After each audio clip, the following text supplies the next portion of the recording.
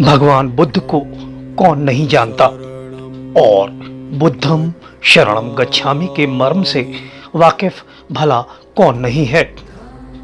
जाहिर है सभी महात्मा बुद्ध को बखूबी जानते हैं, पहचानते हैं और उनकी शिक्षाओं के मुरीद हैं।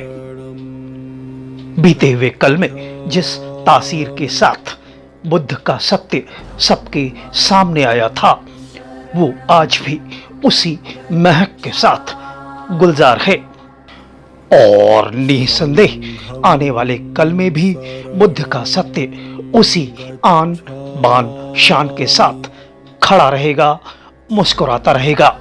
बुद्धं शरणं गच्छामि।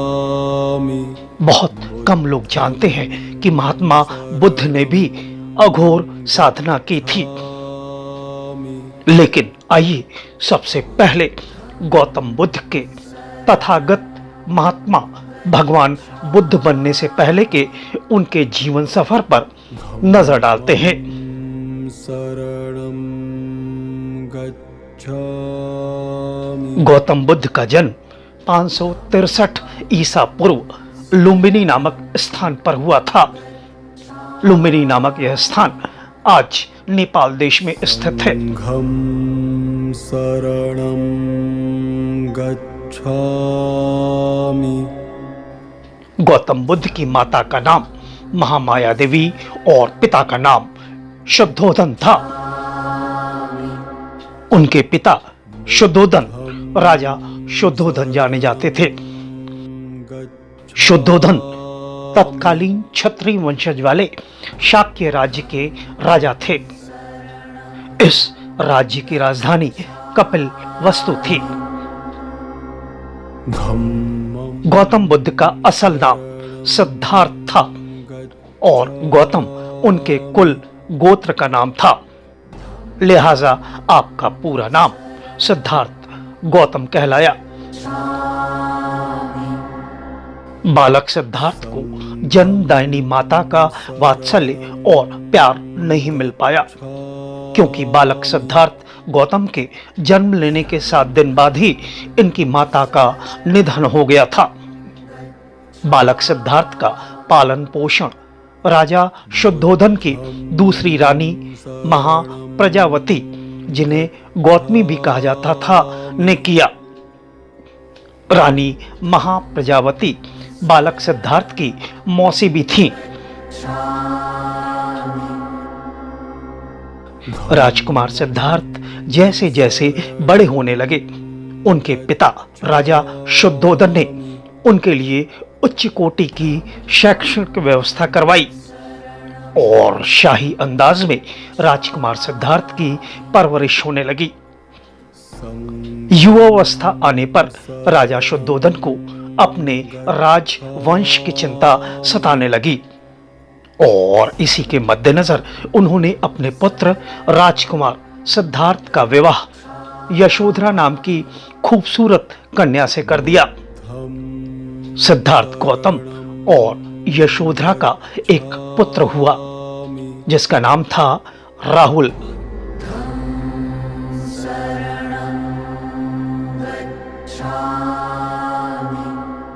राजा शुद्धोधन अब निश्चिंत हो चले थे कि अब उनकी राजवंश परंपरा को आगे बढ़ने से कोई नहीं रोक सकता और उन्हें इस बात का भी मुगालता हो चला कि उनका पुत्र सिद्धार्थ गौतम अब उनकी राजशाही को बखूबी संभाल लेगा।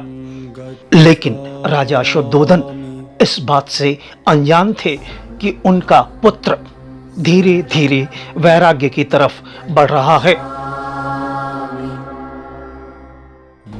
सिद्धार्थ गौतम को जिन 4 दृश्यों ने सबसे ज्यादा झकझोरा और उन्हें वैराग्य की तरफ मोड़ने में अपनी अहम भूमिका निभाई, वो 4 चीजें थी: रोगी, बूढ़ा व्यक्ति, मृत आदमी और सन्यासी।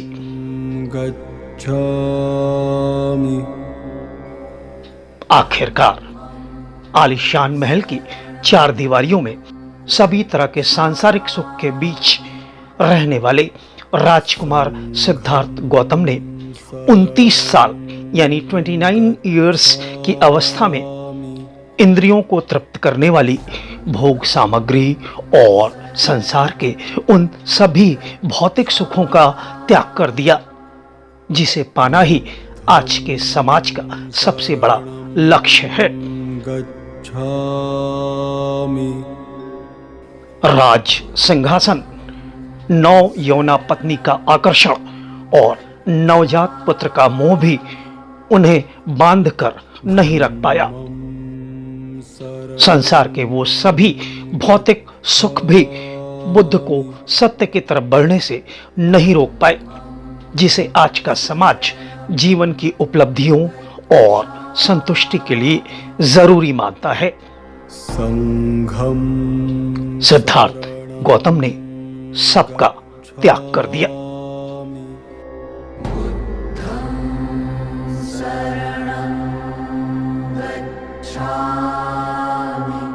29 साल की अवस्था में घर छोड़ने के बाद 6 साल की कठोर साधना ने सिद्धार्थ गौतम को सत्य के जरिए आमजन के बीच तथागत बुद्ध का दर्जा दिला दिया। तथागत को महात्मा बुद्ध भी कहा गया और कालांतर में उनके लिए भगवान बुद्ध का संबोधन भी आम हो चला। संघम शरणं गच्छामि। अपने उपदेशों के जरिए महात्मा बुद्ध ने वो सभी बातें लोगों के सामने रख दिया जो उन्होंने सत्य के रूप में समझा था, जाना था और हासिल किया था।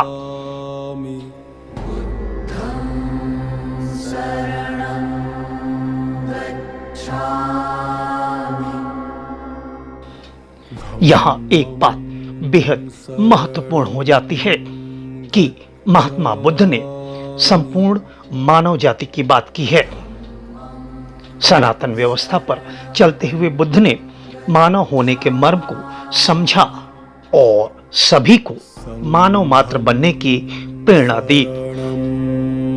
गच्छामि।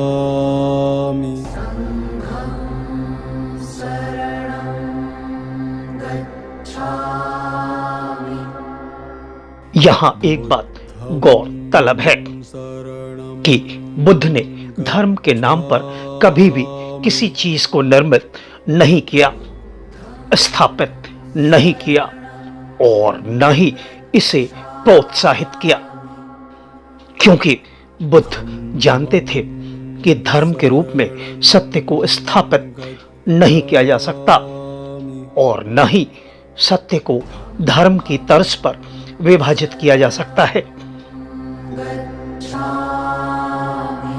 लेकिन कालांतर में बुद्ध के अनुयायियों ने बुद्ध को सत्य प्रवर्तक की बजाय धर्म प्रवर्तक के रूप में पेश किया और खुद को सत्य का अनुयायी मानने की बजाय एक धर्म विशेष का अनुयायी मानना शुरू कर दिया। बुद्धं शरणं गच्छामि।